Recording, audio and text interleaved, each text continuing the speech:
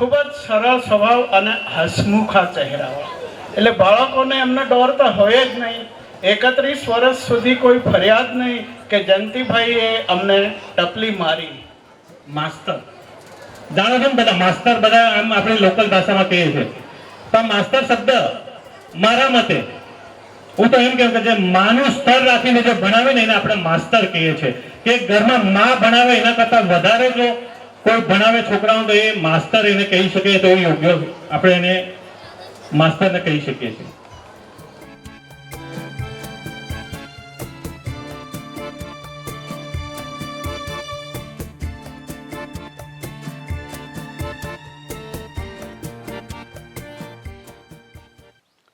જોહાર.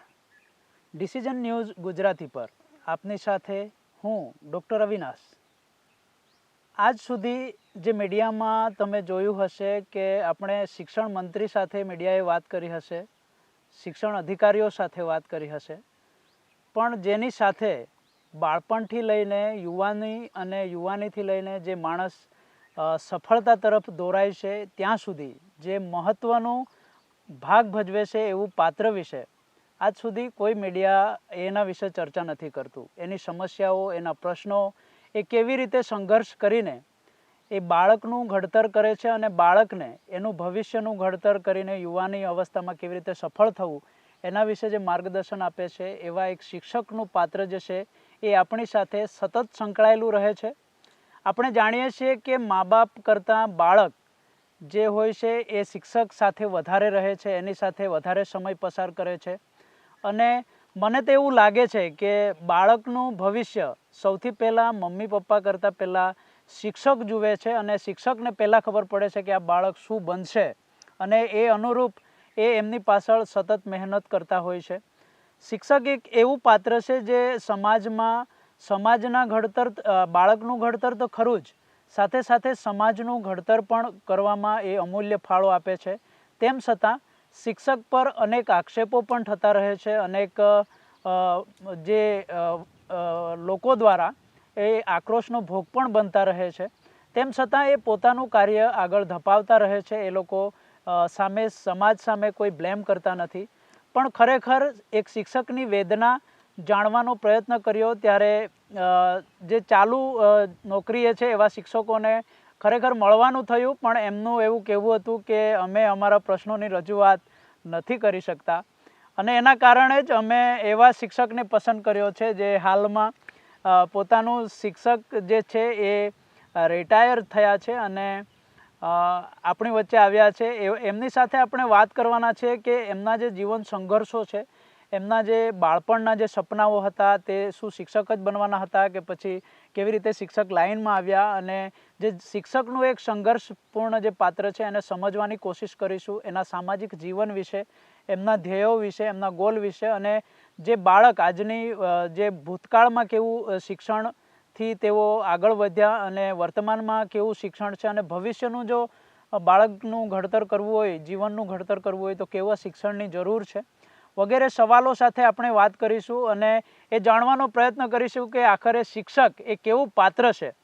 આજે આપણી સાથે વાંસદા તાલુકાના પીપલખેડ ગામના જંતીલાલભાઈ ગામિત સાહેબ આપણી સાથે જોડાયા છે, જેઓ રિટાયર થયા છે અને આપણી સાથે ચર્ચા કરશે અને આપણે એક શિક્ષકને સમજવાનો આજે પ્રયત્ન કરવાના છે. સૌથી પહેલાં જંતીભાઈ, આપનું ડિસિઝન ન્યૂઝમાં સ્વાગત છે. જોહાર. જોહાર. મારે સૌથી પહેલાં તમારા જે આખી સફર છે શિક્ષકની, એ સફર વિશે જ વાત કરવી છે અને જાણવું છે કે તમે બાળપણથી તમારો ધ્યેય શિક્ષક બનવાનો હતો કે પછી મમ્મી પપ્પાના પહેલાં કહેવાથી તમે શિક્ષક બન્યા કે પછી જે આખી શિક્ષકની સફર છે એના વિશે દર્શકોને કહેશો. હા, તો પહેલાં તો શું છે કે જ્યારે અમારો અભ્યાસનો સમયકાળ હતો ત્યારે શું છે કે વધારે આમ લોકજાગૃતિ ન હતી. માતા પિતા અભણ હતા અને એ લોકો ખેતી કામ કરતા હતા અને થોડી જમીન પણ ઓછી, તો મનમાં નક્કી કર્યું કે ચાલો હવે ભણીશું તો નોકરી કરીશું અને પોતાનું જીવન ધોરણ ઊંચું લાવીશું. એ શરૂઆતથી જ પોતાના મનમાં એક ગોલ નક્કી કરી દીધો હતો. અને એ ગોલ સાથે જ્યારે પ્રાથમિક કક્ષા સુધી 7મા ધોરણ સુધી અભ્યાસ કર્યો ત્યારે થોડીક સમજદારી આવી ગઈ કે હવે 7મું ધોરણમાં પાસ કર્યા પછી 8, 9, 10 તે સમયે 10મું ધોરણ ખૂબ અગત્યનું હતું. 7મા ધોરણથી જ નક્કી કર્યું કે મારે ભણવામાં, આમ તો ભણવામાં શરૂઆતમાં જ આપણે હોશિયાર હતા દરેક વિષયોમાં. સૌથી મારો પ્રિય વિષય ગણિત. જ્યારે એક્ઝામ પરીક્ષા લેવાય ત્યારે 100 માર્કમાંથી 80 થી 90 ગુણ આવતા જ હતા. અને એ સાથે પછી 8, 9, 10 અને જ્યારે 10માની પરીક્ષા આપી એ મારો પ્રિય વિષય ગણિત, એટલે તે સમયમાં 100માંથી મેં 99 માર્ક મેળવ્યા હતા. અને નક્કી કરી લીધું હતું કે મારે ભણવું છે અને કંઈક સામાન્ય નોકરી, સરકારી નોકરી મેળવવી છે અને મારું જીવન ધોરણ ઊંચું કરીશ અને મારા અભણ મા બાપોને હું એક સહારો બનીશ એ હેતુથી ખૂબ 10મામાં ખૂબ દિલ દઈને અભ્યાસ કરીને 10મું ધોરણ પસાર કર્યું 1981માં. અને તે સમયે મારા ધોરણ 10માં 86% આવ્યા હતા. 86% આવ્યા એટલે મારા હાઈસ્કૂલના શિક્ષક શ્રી, અમારા LR કોન્ટ્રાક્ટર વિદ્યાલય પીપલખેડના શ્રી સોમભાઈ સાહેબ એ કહ્યું કે તમારા ટકા આવ્યા છે એટલે તમે PTCમાં જાઓ. PTCમાં જાઓ તો તમે શિક્ષક બનો. એટલે એમણે માર્ગદર્શન આપ્યું અને મારા મોટા ભાઈએ પણ મને માર્ગદર્શન આપ્યું કે તમે શિક્ષક બનો તો તમને જલ્દીથી તમને નોકરી મળી જાય. એટલે એ મારા 10માના ટકાના આધારે મેં PTCમાં એડમિશન માટે ફોર્મ એપ્લાય કર્યું અને મને સુરત સોરાબજી જે ટ્રેનિંગ કોલેજમાં 81માં PTCનું પ્રથમ વર્ષનું એડમિશન મળી ગયું.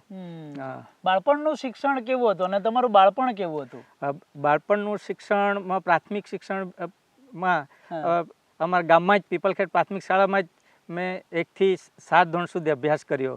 ગામની શાળા હતી, ગામના શિક્ષકો હતા અને એ શિક્ષકો પણ ખૂબ ઉત્સાહી હતા. અને પ્રાથમિક કક્ષાએથી જ અમને એક સારા નાગરિક તરીકે અને એક સારો એક વિદ્યાર્થી તરીકે ગામના શિક્ષકોએ અમને કેળવણી આપી. એ કેળવણીથી આજે હું અહીંયા છું. બરાબર. એમ નાનપણમાં ક્યારેક મસ્તી કરીને મમ્મી પપ્પાએ તમને ટોક્યા હોય એવો કિસ્સો કોઈ હતો ખરો? હા, બાળપણમાં થોડું હવે રમતિયાળ પ્રવૃત્તિ હોય. અમારું મતલબમાં રહેવાનું ઘર ગામ પીપલખેડ અને મારું ઘર છે નદી કિનારે હોય. વાંચવાનું થોડું મન ના લાગે, નદી કિનારે રમવા જતા હતા ત્યારે મારી માતા ભલે અભણ હતી પણ કહેતી કે ભાઈ ભણો, અમે અભણ છે પણ તમે ભણો. જ્યારે એ વાંચવાનું કે લખવાનું લેસન થોડુંક બાકી રહી જતું હતું અને વાંચવામાં અમે થોડું બિનકાળજી હતો, નદીએ રમ્યા કર્યો, ત્યાંથી પકડી લાવીને ઘરે આવીને મેથી પાક પણ આપતા હતા અને વાંચવા લખવા માટે બેસાડતા હતા. બરાબર છે. ને પપ્પા ક્યારેક તમને માર્ગદર્શન પૂરું પાડ્યું? પપ્પા કેવી રીતે તમારી સાથે વર્તતા હતા? પપ્પા ખૂબ અમારા પ્રેમાળ હતા અને એ એટલું જ કહેતા કે ભાઈ તમે વાંચો, આપણી પરિસ્થિતિ આવી છે, અમારી પરિસ્થિતિમાં અમે જીવન આવી રીતે ગુજારતા છે, પણ તમે ભણશો તો તમારું જીવન ધોરણ ઊંચું થશે, તમને જ ફાયદો થશે. એટલે તમે અભ્યાસમાં સ્કૂલે, શાળાએ રેગ્યુલર જાઓ, જે કંઈક ત્યાં તમને શિક્ષકો ભણાવે એમાં ધ્યાન આપો અને ઘરે આવીને પણ વાંચો અને અભ્યાસમાં આગળ વધો, એવું પપ્પા માર્ગદર્શન આપતા હતા. આપણું તમે જ્યારે પ્રાથમિક શિક્ષણ લેતા હતા ત્યારે તમારી સાથે જે મિત્રો હતા એ આજે મિત્રો તમને યાદ છે ખરા? એક બે ના નામ લેવા હોય કે કઈ પોસ્ટ પર છે એના વિશે વાત કરવી હોય તો? મારી જોડેના જે મતલબમાં સહઅભ્યાસિક વિદ્યાર્થી બધા મિત્રો હતા એ એક રતિલાલ ભોયા, એ આપણે અહીંયા વાંસદા મામલતદાર કચેરીમાં છેલ્લે આમ ક્લાર્કમાં એપોઇન્ટમેન્ટ થઈ હતી પણ પ્રમોશન મળતા મામલતદાર થઈને એ નિવૃત્ત થયા છે. બીજા એક મિત્ર છે વેસ્તુભાઈ, એ પણ આરોગ્ય શાખામાં હેડ ક્લાર્ક તરીકે એમણે પણ રૂમલા ખાતે પોતાનો જોબ પૂર્ણ કરીને પણ નિવૃત્ત થયા છે. બીજા મિત્રો છે એક મહેન્દ્રભાઈ કરીને છે, એ પણ વાંસદા કોટેજ હોસ્પિટલમાં ક્લાર્ક તરીકે સેવા બજાવી નિવૃત્ત થયા છે. બીજા મિત્રો સનાભાઈ છે, એ સામાજિક કાર્યકર હતા.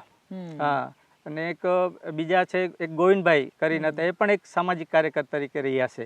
એટલે મોટે ભાગે અમારી જે મિત્રો હતું એ મોટે ભાગે તે સમયમાં પોતપોતાની રીતે અલગ સરકારી નોકરી મેળવી લીધી હતી. બરાબર છે. તમે જ્યારે શિક્ષક તરીકે પહેલી વખત તમને જ્યારે લેટર હાથમાં આવ્યો ત્યારે એ દિવસનો કેવો રોમાંચ હતો તમારો, કે કેવો દિવસ આજે પણ તમને યાદ હશે? કેવું થતું હતું તમને, કેવો અનુભવ? જ્યારે 1985માં મારે જ્યારે શિક્ષક તરીકેનો મને વલસાડ જિલ્લા પંચાયત શિક્ષણ સમિતિ તરફથી મને પોસ્ટમાં લેટર આવ્યો અને ટપાલીશ્રી મારા ઘરે કવર લઈને આપ્યો કે ભાઈ તમારી કોઈક ટપાલ આવી છે. જ્યારે કવર ખોલ્યું ત્યારે શિક્ષક તરીકે નોકરી તરની નિમણૂક પામીને એમ ખૂબ આનંદ થયો. એટલે એટલો બધો આનંદ થયો કે ચાલો આપણો એક ગોલ હતો, સપનું હતું, એ સાકાર થયું અને આપણે એક શિક્ષકની નોકરી મળી ગઈ. બરાબર. ખૂબ આનંદ થયો. એ સમયે મમ્મી પપ્પાના રિએક્શન કેવા હતા? એ સમયે મમ્મી પપ્પા પણ ખુશ હતા કે ચાલ કે ગમે તેમ કરીને ખૂબ દુઃખો વેઠીને પેટે પાટા બાંધીને મારા દીકરાને ભણાવ્યા તો આજે એમને નોકરી મળી. એ લોકોને પણ ખુશીનો પાર નહોતો તે સમયે. ખૂબ આનંદમાં હતા. પહેલું તમારું ક્યાં લાગ્યું હતું? પહેલી મારી નિમણૂક 9/4/85માં ધરમપુર તાલુકાના જાગીરી પ્રાથમિક શાળામાં, વલસાડ જિલ્લો હતો ત્યારે, આખો જિલ્લો એક હતો. એટલે ધરમપુરની જાગીરી પ્રાથમિક શાળામાં મારી નિમણૂક એપોઇન્ટમેન્ટ મળી. પહેલો દિવસ કેવો હતો બાળકો સાથે? પહેલો દિવસ શાળામાં હાજર થયો ત્યારે બાળકો સાથે ખૂબ આનંદ થયો. અને સોમવાર હતો અને એટલે બાળકો થોડા ઓછા હતા. ત્યાં એક શિક્ષક હતો જ, એક શિક્ષકની શાળાથી હું બીજો મુકાયો હતો. એટલે મેં પૂછ્યું, મિત્ર બાબુભાઈ એ શિક્ષક હતા, ડુમલાવના હતા, કે મેં કહ્યું બાબુભાઈ બાળકો કેમ ઓછા છે? કે આજે ગઈ રાત્રે ગામમાં માળકર ધર્મનું ફંક્શન હતું એટલે બાળકો ઉજાગરામાં એટલે થોડાક ઓછા એવા છે, પણ કાલે આવશે. પણ પહેલો દિવસ ખૂબ અતિ આનંદ થયો. ખૂબ આનંદ થયો. પછી તમે શિક્ષક થયા, પછી તમે લગ્ન જીવનમાં જોડાયા કે પછી લગ્ન પહેલા થઈ ગયા હતા અને પછી લગ્ન જીવનમાં જોડાયા?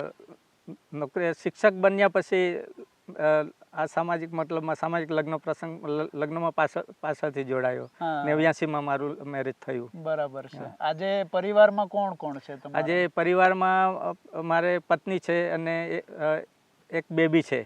એ લોકો પણ સેટ હશે? હા, એ બેબી પણ સુરત સિવિલ હોસ્પિટલમાં સેટ થઈ ગયા છે. બરાબર છે. ને પત્ની શું કરે છે? પત્ની શિક્ષિકા. એ ડાંગ જિલ્લાના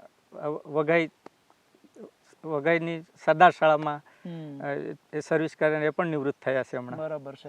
હવે મારે એ જાણવું છે કે તે સમયે જ્યારે તમે એજ્યુકેશન લેતા, એટલે કે શિક્ષણ લીધું તમે અને ત્યાર પછી શિક્ષક પણ થયા, એ સમયનું શિક્ષણ અને વર્તમાન શિક્ષણની જો આપણે વાત કરીએ તો કેવા પ્રકારનો બદલાવ આપ જોઈ રહ્યા છો? કેવું શિક્ષણ અત્યારનું બદલાયું છે કે નથી બદલાયું, કે પછી કેવું? શિક્ષણમાં ખૂબ ધરખમ ફેરફાર જોવા મળ્યો છે. અમારા સમયમાં જે શિક્ષકો અમને શિક્ષણ આપતા હતા તે સમયે આપણે પાટીને પેન લઈને ભણતા હતા.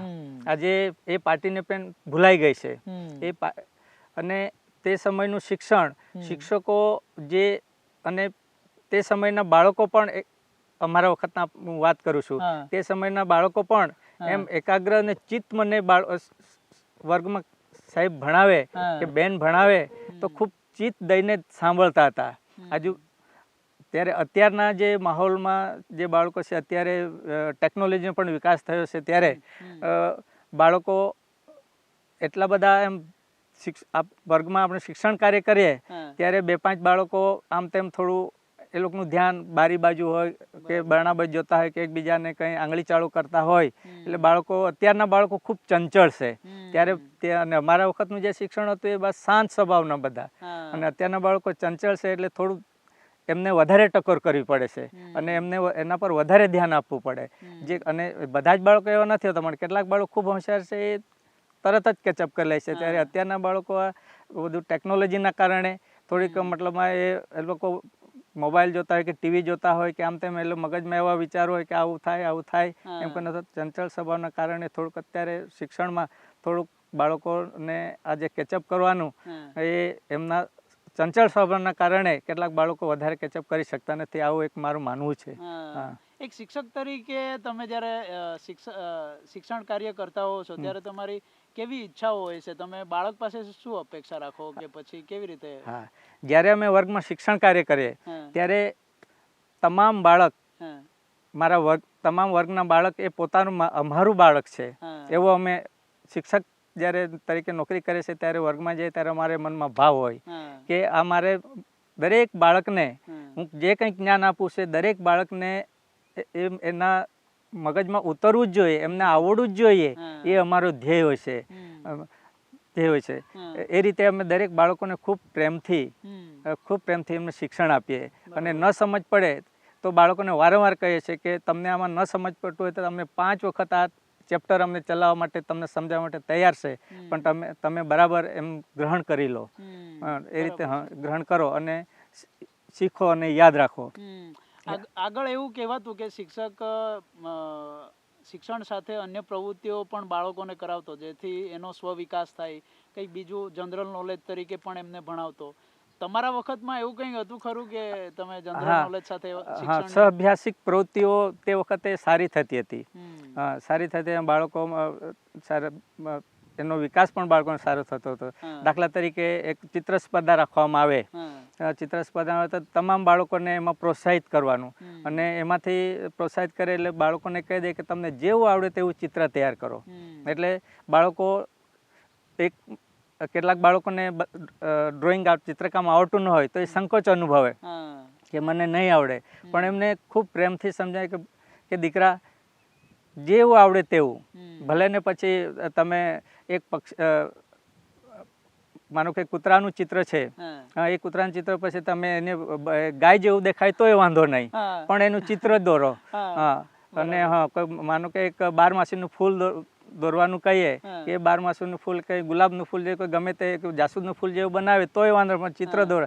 એમ બાળકોને પ્રોત્સાહિત કરીને એનું માર્ગદર્શન આપીએ અને થોડુંક સારું હોય એટલે ખૂબ સરસ બેટા, આમાં હવે આવું કરશો તો સરસ મજાનું થશે, એમ બાળકોને પ્રોત્સાહિત કરે તો તમામ બાળકોનો હસ્તકલાનો વિકાસ સારો થઈ શકતો હતો. બરાબર છે.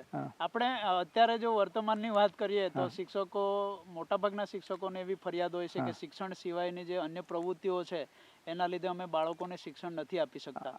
તો એ પ્રવૃત્તિઓ ઓછી કરે અને બાળકોને શિક્ષણ વધારે મળે, આપ શું માનો છો આના વિશે? હા, એમાં અત્યારની હાલની પરિસ્થિતિમાં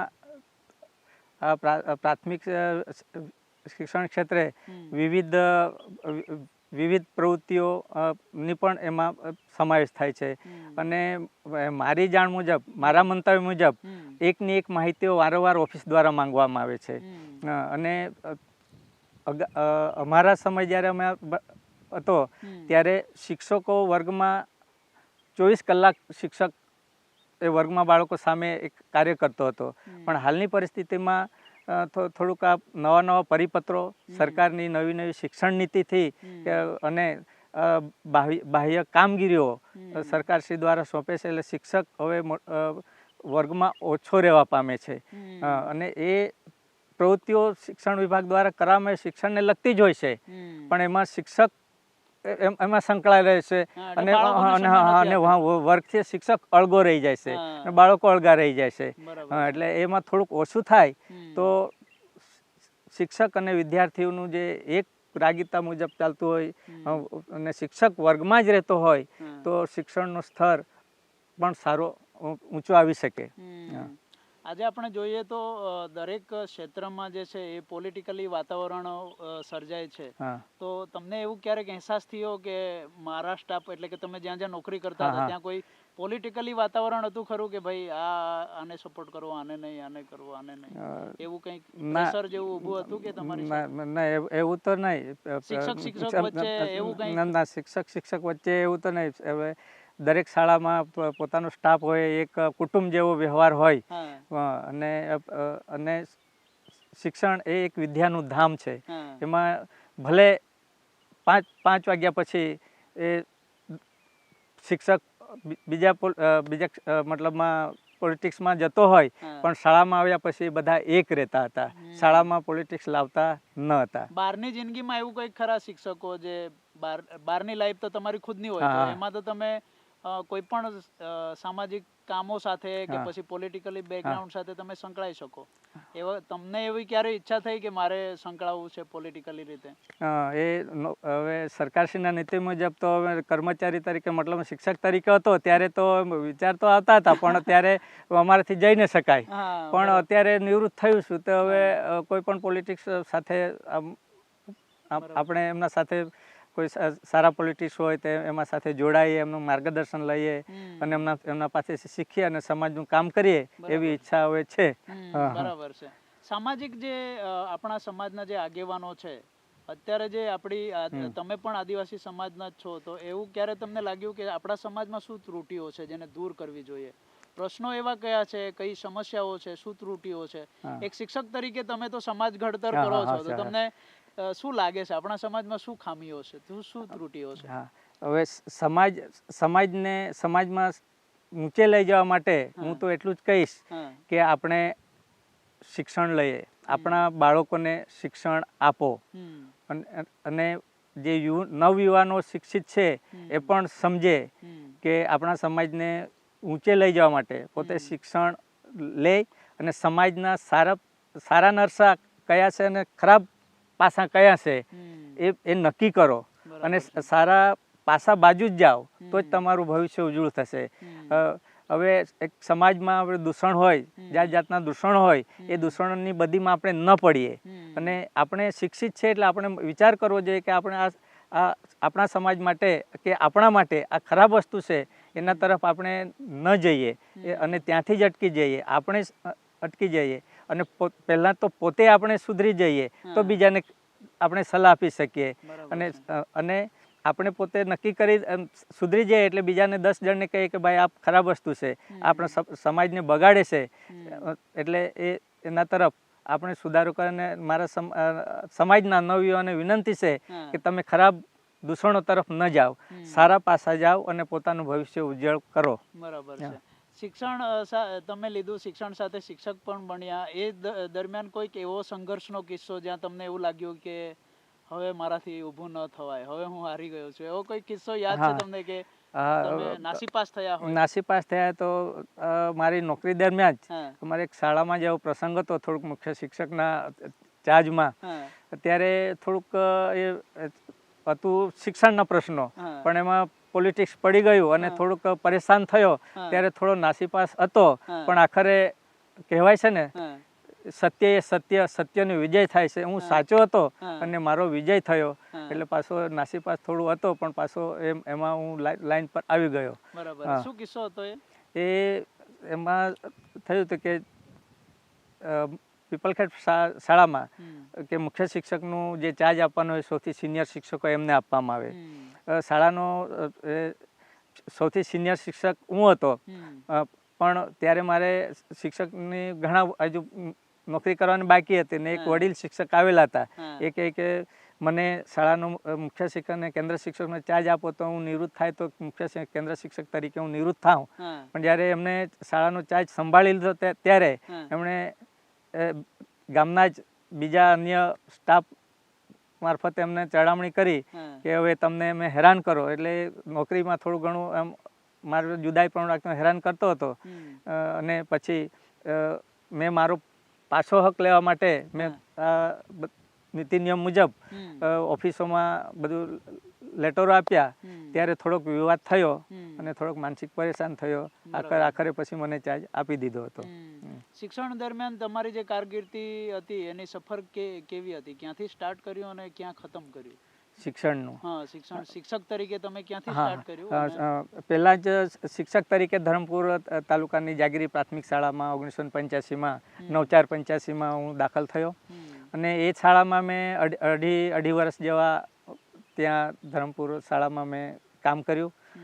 પછી 2.5 વર્ષ પછી બદલીનો દોર ચાલુ હતો અને વલસાડ જિલ્લાના ડીપીઓ સાહેબને મુલાકાત કરી મેં કે સાહેબ મારે ઘરે મમ્મી પપ્પાની ઘરડા છે, ઉંમર થઈ ગઈ છે અને સેવાની જરૂર છે તો મારા વતન નજીક તમે મને બદલી કરી આપો તો સારું. આટલું મૌખિક રજૂઆત કરી, સાહેબે સાંભળી અને મને ધરમપુરમાંથી ત્યાંથી બદલી કરીને બારતા જાગીરીમાં 88માં હા. મને સીધો આપણા વાંસદા તાલુકા ખાનપુર બારતા શાળામાં મને બદલીનો હુકમ કરી દીધો. બરાબર. અને અહીંયા મેં 1.5 વર્ષ જેવું ધરમપુરની આ બારતાની જાગીરી પ્રાથમિક શાળામાં હા.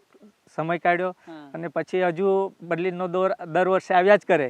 એટલે પાછી મારી ઈચ્છા થઈ કે હજુ સાહેબ પાસે જઈને કહું કે હજુ મારી નજીક કરી આપે તો સારું. અને પીપલ મારા વતનમાં હા. જ જગ્યા ખાલી હતી, ત્યાં સ્કૂલમાં તપાસ કરી કે જગ્યા ખાલી છે. એટલે પાછો ડીપીઓ સાહેબ પાસે ગયો વલસાડ અને કહ્યું કે સાહેબ મારા ગામમાં જ જગ્યા ખાલી છે તો મને આપો તો સારું. ત્યાં તો સાહેબે વાત સાંભળી અને સીધો પછી 5/7/97થી હું પીપલખેડમાં જ શાળામાં આવી ગયો. અને શાળામાં આવ્યો એનો મને ખૂબ અતિ આનંદ થયો. હા. કેમ કે 1 થી 7 ધોરણ મેં આ જ શાળામાં ભણ્યો છે, પીપલખેડ શાળામાં ભણ્યો છે. અને મને જે સાહેબોએ અને બહેનોએ ભણાવેલા તે સાહેબો જ પણ ત્યાં સેવા ફરજ બજાવતા હતા. હા. અને હું એમનો વિદ્યાર્થી હા. અને એક શિક્ષક બનીને મારા ગુરુજીઓ સામે મારે કામ કરવાનો મોકો મળ્યો. બરાબર. એનો મને ખૂબ આનંદ થયો. અને હમ. ત્યાંથી અને પીપલખેડમાં 97માં હાજર થઈ ગયો. હા. પછી મેં મનોમન હજુ નક્કી કર્યું હા. કે આ મારે ગામની શાળા છે, આ મારી માતૃશાળા છે. આ શાળામાંથી હું અહીંયા સુધી છું. હા. હવે પછી પણ મારા અને આ ગામના મારા જ બાળકો, ગામના મારા સમાજના જ બાળકો આવે છે. હા. અને આ પીપલખેડ પ્રાથમિક શાળામાં મેં 31 વર્ષ ને 2 મહિના ખૂબ હૃદય દિલ દઈને કામ કર્યું. હા. મારા ગામના બાળકોને શિક્ષણનો સ્તર ઊંચો થાય હા. અને એનું જીવન ધોરણ સુધારે એના માટે પૂરેપૂરું સલાહ આપીને બાળકોને શિક્ષણ આપ્યું. બરાબર હા. છે. તમારા નજરમાં એવા કોઈક તમારા સ્ટુડન્ટ ખરા જે તમારા વિદ્યાર્થીઓ આજે સફળ છે કે ટીચર છે કે કંઈક બીજા ફિલ્ડમાં છે એવા હા. કોઈ? હા, મારા સ્ટુડન્ટ જે છે હા. એ 3 સ્ટુડન્ટ છે, ગામના જ પીપલખેડના છે. હા. એ આરબીઆઈ મતલબમાં આરએમબી હા. પેલા એન્જિનિયર તરીકે છે. હા. અને 8 છોકરીઓ છે હા. એ શિક્ષિકાઓ છે. બરાબર. 4 શિક્ષિકાઓ ડાંગમાં છે, હા. 2 શિક્ષિકાઓ ભરૂચ જિલ્લામાં છે. હા. અને અત્યારે છેલ્લી ભરતી થઈ તેમાં 3 શિક્ષિકાઓ દાહોદમાં છે. બરાબર છે. એ લોકો મળવા આવે છે? આવે છે, બરાબર. આવે છે. હા. જ્યારે મળે છે, હા. કોઈ પણ પ્રસંગ હોય, હા. કોઈ વાંસદા બજારમાં મળી ગયા હોય કે કોઈના લગ્ન પ્રસંગમાં ગયો હોય, કોઈ સામાજિક પ્રસંગમાં ગયો હોય, એ લોકો આવે એટલે એ શિક્ષિકાઓ અને જે વિદ્યાર્થીઓ છે એ પગે લાગે છે. બરાબર. પગે લાગે છે એટલે હું ધન્યતા અનુભવું છું કે મારે એક શિક્ષકપણું, હા. દેખાય છે. આ જન્મનું શિક્ષકપણું મારું યથાર્થ થયું છે એવું મને હા. લાગે છે. બરાબર હા. છે. તે સમયના જે આખા માહોલ હતો, હા. તમે જ્યારે શિક્ષક તરીકે લાગ્યા ત્યારનો જે આખો માહોલ હતો શિક્ષકના સંઘર્ષોનો હા. અને અત્યારના શિક્ષકોનો સંઘર્ષો વચ્ચે તમને શું ફેર લાગે છે? તે સમયે અમારા સમયે શું કે શિક્ષક તરીકે નોકરી માટે, હા. નોકરીમાં કે પછી નોકરી માટે? તે સમયે નોકરી માટે અમારે શું મેરિટ પદ્ધતિ ચાલતી હતી. એટલે આપણા મેરિટમાં આવી ગયા એટલે નિશ્ચિંત કે મને જોબ મળી જશે. હા. ત્યારે અત્યારના સમયમાં જે શિક્ષક તરીકેની જે નોકરી મેળવવા માટે જે કેન્ડિડેટ છે હા. એ લોકોને ખૂબ સંઘર્ષ કરે છે. હા. સરકારશ્રીના અલગ અલગ પરીક્ષાઓ ધારાધોરણો. ધારાધોરણ મુજબ જે પરીક્ષાઓ ટેટ 1 ટેટ 2 કે આ બધી લેવાય છે હા. એમાં ઉત્તીર્ણ થાય તો જ એમની નોકરી મળે છે. એટલે અત્યારના માહોલમાં શિક્ષક બનવું ખૂબ અઘરું, કઠિન બની ગયું છે. અને એના માટે જો શિક્ષક બનવું હોય તો ખૂબ કહેવાય કે ને તેમ રાત દિવસ એક કરવો પડે અને એમાં સંઘર્ષ કરવો પડે, ખૂબ મહેનત કરવી પડે તો જ શિક્ષકની નોકરી મેળવી શકાય. અત્યારે મતલબ સંઘર્ષ વધારે કરવો પડે છે. આગળ તો સરકારી કોલેજો, જે બીએડ કોલેજો હા. કે એમએ માસ્ટર કોલેજો હા. હતી એ પણ ઓછી હતી. હવે તો ખાનગીકરણ થયું છે અને એના કારણે ફુગાવો પણ થયો છે. એના કારણે નોકરીમાં સંઘર્ષો રહ્યા છે કે પછી શિક્ષણ સ્તર નીચું ગયું છે? શિક્ષણ સ્તર આમ અત્યારે હું શિક્ષક તરીકે નિવૃત્ત થયું છે, પણ આ શિક્ષણ સ્તર થોડોક, હું એમ સરકારશ્રીનો વાંક નથી કાઢતો. સરકારશ્રી તરફથી તો જે કંઈક નીતિ નિયમો છે એ બરાબર છે, પણ આમાં કયું પાછું આમાં કામ કરે છે હજુ પણ હું એ શોધી નથી શક્યો. પણ થોડો પ્રાથમિક શિક્ષણ સ્તર થોડો મારી દ્રષ્ટિએ થોડોક નીચો થયો છે, હું એટલું કહીશ મારી દ્રષ્ટિએ. બરાબર હા. છે. શિક્ષક અત્યારે હાલમાં મીડિયા સામે આવતા પણ ડરવા લાગ્યો છે એવું મને લાગે છે. મેં ઘણા શિક્ષકો સાથે વાત કરી. જે સાહેબો હોય એ લોકોને તરત જ કહી દે કે સાહેબ અમારે કંઈક ક્ષતિ થઈ તો અમને ધ્યાન દોરજો, અમે સુધારી લઈશું. એટલે આવું કોઈ અત્યાર સુધી મેં જે નોકરી પૂર્ણ કરી એમાં કોઈ પોલિટિક્સનો દબાણ કે ડર કે નથી, કોઈ કે અમારા અધિકારીઓ અંદર નથી. આપણે સ્વતંત્ર રીતે કામ કર્યું છે અને ખૂબ નિષ્ઠાપૂર્વક કામ કર્યું છે. અને એ એક નિષ્ઠાપૂર્વક કામ કરવાથી અમારા અધિકારીઓ પણ એ કહે છે કે ના તમે જે નોકરી કરી છે ખૂબ સારી રીતે કરી છે અને નિષ્ઠાપૂર્વક કરી છે.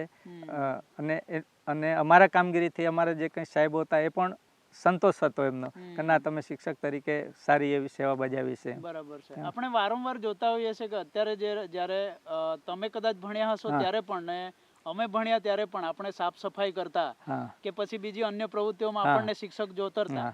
પણ અત્યારના જે શિક્ષકો છે એવો જો કદાચ બાળકો પાસે સફાઈ કામ કરાવે તો એના પર સીધા આક્ષેપો થાય છે.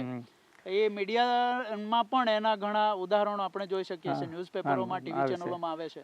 શું માનો છો આપ? આ કેળવણી જરૂરી છે કે પછી આવું સાફ સફાઈ કરવાવું એ તો એક સામાન્ય પ્રક્રિયા છે, કેળવણીનો ભાગ છે, તો પછી આના પર લોકો કેમ બ્લેમ કરે છે? શું લાગે છે તમને?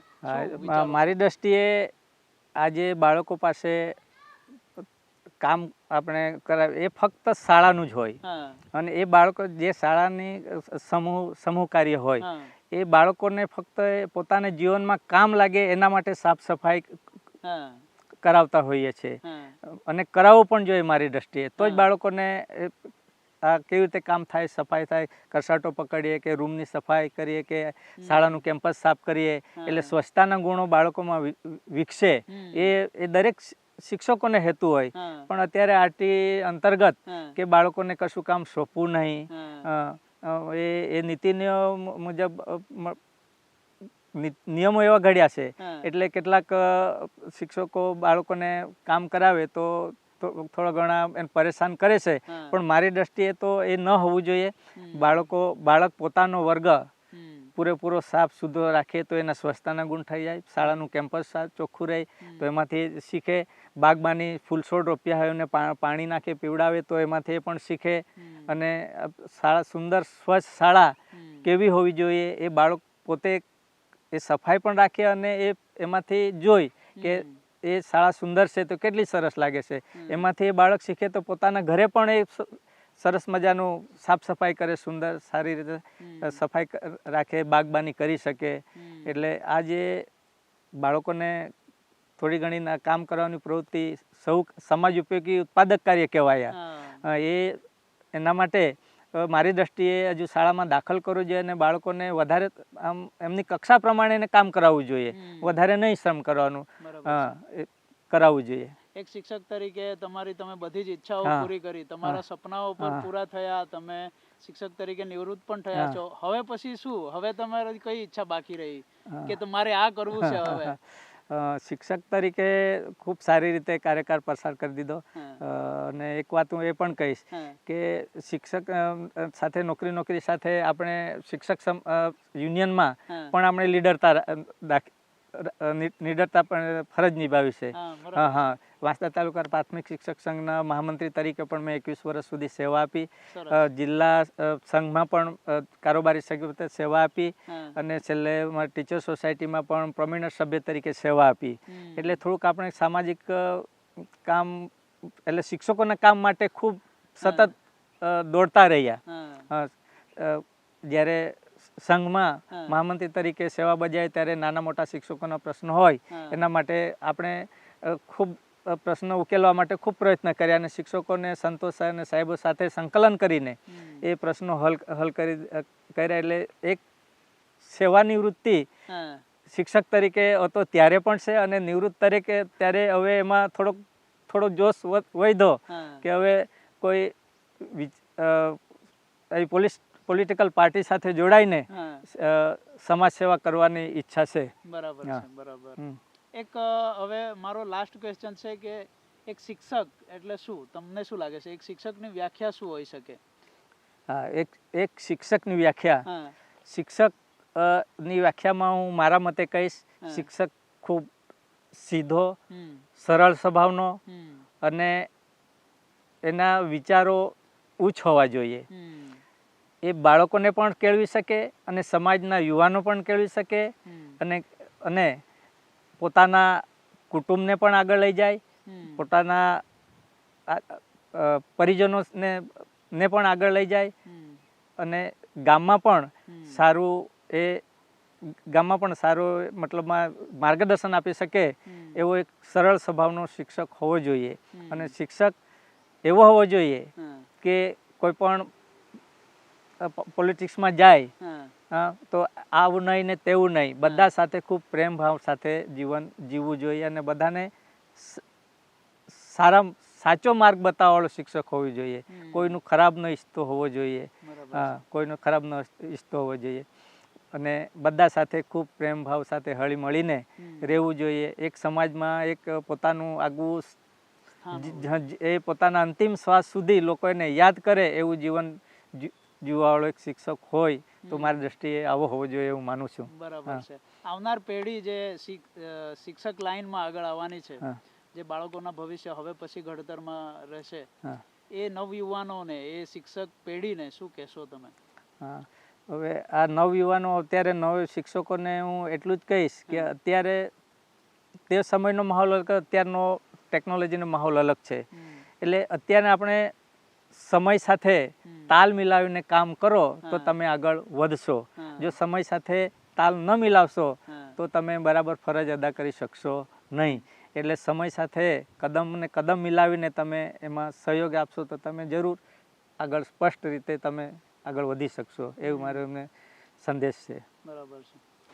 તમે જ્યારે શિક્ષક તરીકે પોતાની શિક્ષણ સફર ખેડી ત્યારે એવું કંઈક તમે સામાજિક કાર્ય કર્યું કે જેના દ્વારા સમાજને ટેકો મળ્યો હોય, જે બિરદાવા લાયક હોય, એવું કોઈક કાર્ય તમે કર્યું? હા, તો સમાજ માટે મતલબમાં મારી શાળા માટે જ્યારે હું નિવૃત્ત થયો ને ત્યારે મેં શાળા માટે 1,65,000 શાળામાં મેં દાન કર્યું. એ દાન શેનું કર્યું કે શાળામાં અમારે 2 મજલાની છે, એટલે નીચે પણ ખુલ્લું હતું ને ઉપર પણ ખુલ્લું હતું. એટલે ટોટલી લોખંડની ગ્રીલ તૈયાર કરીને બાળકો ઉપરથી આમ તોફાન મસ્તી કરતા નીચે ન આવી પડે તેના માટે આખી શાળાઓ પેક કરી દીધી. નીચે પણ જ્યારે રજાના દિવસોમાં અંદર કોઈ પ્રાણી કે અન્ય જીવજંતુ ઘૂસી ન જાય તેના માટે આખી શાળા પેક કરી આપી. એટલું શાળામાં મેં દાન કર્યું છે. અને હું ગામનો જ હતો એટલે મને એ શાળામાં ભણ્યો, એટલે આ શાળાનું શિક્ષણ ઊંચું લઈ જવા માટે અને શાળાનું મકાન કાચું હતું, એ શાળાનું કાચા મકાનમાંથી એ શાળાનું સાહેબો જોડે, અધિકારીઓ જોડે સંકલન કરીને સરકારશ્રી પાસેથી શાળાનું પેકેજ મંજૂર કર્યું અને આજે 8 રૂમની શાળાનું ખૂબ સારું મોટું મકાન પણ એ મારા પ્રયત્નો થકી થયું છે. સાથે સમાજની સેવા માટે મારું પોતાનું સરનેમ ગામિત છે, એટલે અમારો ગામિત પરિવાર એ દાદરાનગર હવેલીથી ગાંધીનગર સુધી અને ટોટલી મહારાષ્ટ્ર સુધી એ ગામિત પરિવાર નું એક અમારું યુનિયન છે, સંગઠન છે. એમાં પણ હું એક સક્રિય ભાગ રૂપે કરું છું. અને એક સક્રિય ભાગ રૂપે આ માંડો ખડકમાં ગામિત પરિવારનું સંમેલન થયું હતું, એમાં પણ સંપૂર્ણ જવાબદારી લઈને ખૂબ સારો એ પ્રોગ્રામ કર્યો હતો અને એમાં 15,000 માણસોની રસોઈ બનાવી હતી અને આટલા માણસોને એકત્રિત કરીને એક અમારા ગામિત પરિવારનું, એક આપણા સમાજનું એક સંગઠન મજબૂત થાય અને ગામિત પરિવારના તમામ ભાઈ બહેનો એકબીજા સાથે મળે, ઓળખાણ થાય, એ હેતુથી અને એક ગામિત પરિવારના જે સરનેમ અટક ધરાવતા એ નવયુવાનો ને કોઈ સારા રસ્તે લઈ જવા માટે, એના શિક્ષણ માટે, એમને સહાય આપવા માટે એ બધી અમારા જે ગામિત પરિવારનું જે યુનિયન છે એમાં અમારા ઘણા બધા મુદ્દાઓ છે. એ પરિવારનું અહીંયા મેં ખૂબ નેતૃત્વ લઈને કાર્યક્રમ પતાવ્યો અને મારા ગામિત પરિવારમાં મેં 1,82,000 રૂપિયા મારા ગામિત પરિવારમાં જમા કર્યા છે. એ દર વર્ષે અમારો ગામિત પરિવાર થાય છે, હા પણ એક આપણું આ માંડો ખડકનું ગામિત પરિવાર અને લોકોનું દાન, હા યથાયોગ્ય દાન, હા. નહીં કે એમાં આટલા આપો કે ફોર્સ નહીં, ખુશીથી હા. અને લોકોના સહયોગથી હા. આટલું ભંડોળ કરીને પરિવારમાં એ કર્યું છે ને એ પૈસા હા. અમારા ગામિત કુળના જે અટક ધરાવતા સરનેમ ધરાવતા દીકરા દીકરીઓ અભ્યાસ કરે છે, જે ભણવા મુશ્કેલી પડે છે, એના માટે અમે ખર્ચો કરીએ છીએ. બરાબર. હા. આ હતા જયંતિભાઈ ગામિત, જેમણે આપણી સાથે વાત કરી. એ શિક્ષક તરીકે એમણે પોતાની સફર ખેડી છે અને લોકો સાથે પણ રહ્યા છે, લોકોના જે બાળકો છે એમના જીવન ઘડતર પણ કર્યું છે અને એમના સ્ટુડન્ટોને એમણે સફળ પણ બનાવ્યા છે. એમની સાથે રહેલા શિક્ષકો સાથે પણ તેઓ હળીમળીને પોતાની ફરજ નિભાવી છે અને એમના શું સપનાઓ હતા બાળપણમાં, તેઓ કેવી રીતે શિક્ષક પ્રવૃત્તિઓ સાથે જોડાવાની એમની ઈચ્છા થઈ, એમના મમ્મી પપ્પાની સ્થિતિ કેવી હતી, કેવી રીતે એ લોકો જયંતિભાઈ સાથે રહ્યા અને એમને ભણવા માટે પ્રોત્સાહન પૂરું પાડ્યું. આ સિવાય તેમણે એમ પણ કહ્યું કે હવે રિટાયર પછીની એમની ઈચ્છા છે કે તે રાજકારણમાં પ્રવેશે અને જે રીતે બાળકોનું ઘડતર કરતા હતા એવી જ રીતે સમાજનું ઘડતર થાય એટલા માટે તેઓ પોલિટિકલ પાર્ટી સાથે પણ જોડાશે અને એક શિક્ષક તરીકે શિક્ષક શું હોઈ શકે અને શિક્ષકની શું ફરજો હોય, આવનાર પેઢીને જે આખી શિક્ષણ સાથે સંકળાવવાની છે એ કેવી રીતે સંકળાઈ શકે અને એના માટે શું સંઘર્ષો છે, આ તમામ વિશે વાત કરી અને શિક્ષકની જે પ્રવૃત્તિઓ છે એની વિશે પણ આપણી સાથે એમણે વાતો શેર કરી, એમના સંઘર્ષો આપણને સાથે શેર કર્યા. દરેક વિષય સાથે આપણે જ્યારે સંકળાઈએ છીએ ત્યારે એના નાનામાં નાના પાત્ર સાથે વાત કરીને એક આખા વિષયને સમજવાનો પ્રયત્ન કરીએ છીએ. ત્યારે આજે પણ આપણે એ જ કર્યું છે. શિક્ષણ મંત્રી કે શિક્ષણ અધિકારીઓ સાથે વાત કરવાથી આપણે એ વહીવટી તંત્રને સમજી શકીએ, પણ બાળકોના જે ઘડતર કરે છે, જે સમાજ ઘડતરનું કામ કરે છે, એવા શિક્ષકના હૃદયના કે દિલના તાર સુધી આપણે પહોંચી શકતા નથી.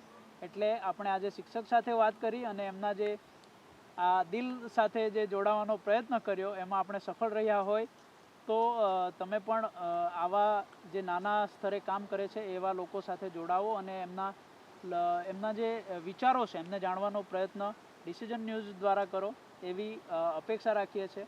આજે બસ આટલું જ. આવનારા દિવસોમાં બીજા શિક્ષકો સાથે કે બીજા ફિલ્ડના લોકો સાથે પણ આપણે વાત કરતા રહીશું. આજે બસ આટલું જ. જોહાર. ડિસિઝન ન્યૂઝના બીજા વિડીયો જોવા માટે ચેનલ સબસ્ક્રાઇબ કરો અને બેલ આઇકન બટન પર જઈ ક્લિક કરો. સ્વતંત્ર અને આઝાદ પત્રકારત્વની મદદ કરવા નીચે આપેલા થેન્ક્સ બટન પર જઈ ક્લિક કરો. મદદની કિંમત નિશ્ચિત કરો અને ડિસિઝન ન્યૂઝની આ સફરમાં અમારા સાથી બનો.